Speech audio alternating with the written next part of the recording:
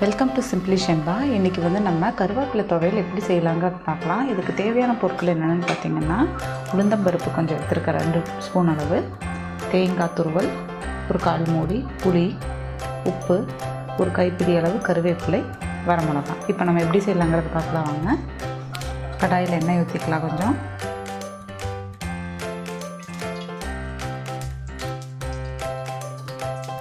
எண்ணெய் சூடாகட்டும். சூடாகவும் உளுத்தம்பருப்பு போட்டுக்கலாம்.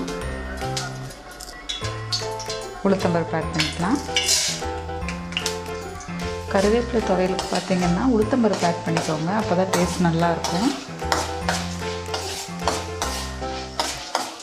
வரமிளகா ஆட் பண்ணிக்கலாம்.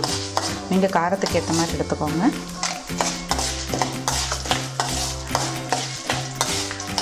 நான் 4 வரமிளகா எடுத்திருக்கேன். சின்னதாக இருந்தாலும் நல்லா காரமாக இருக்கும்.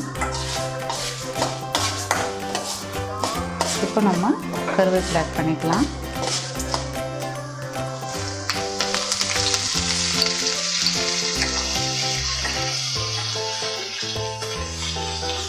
லைட்டாக அந்த பச்சை வாடை போகிற அளவுக்கு வணக்கம் போதும், ரொம்பவும் வணக்கம் வேண்டாம் கருவேப்பிலையை.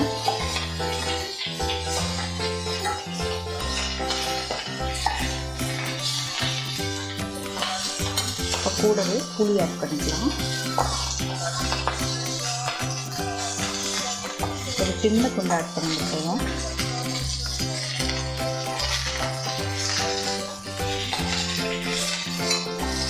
அது கூடவே உப்பு,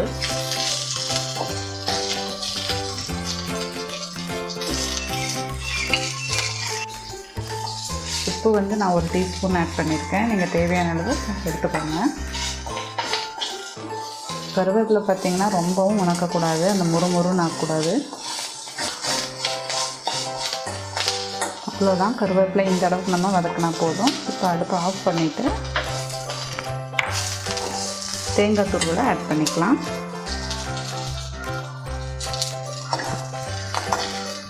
தேங்காய் பார்த்திங்கன்னா ஒரு 1/4 மூடி எடுத்திருக்கேன், போதும்.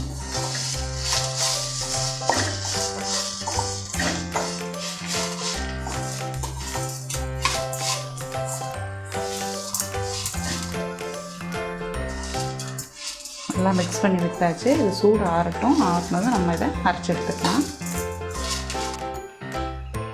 சூடு ஆறிடுச்சு. இனி நம்ம ஜாரில் போட்டு அரைச்சி எடுத்துக்கலாம்.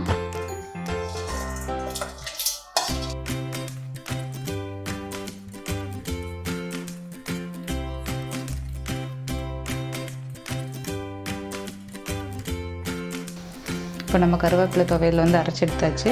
நீங்களும் இதே மாதிரி ட்ரை பண்ணி பார்த்துட்டு கமெண்ட் பண்ணுங்கள். சிம்பிளி ஷென்பா சேனலை சப்ஸ்கிரைப் பண்ணாதவங்க சப்ஸ்கிரைப் பண்ணிடுங்க. கூடவே பெல் பட்டனையும் ப்ரெஸ் பண்ணிடுங்க. தேங்க்யூ.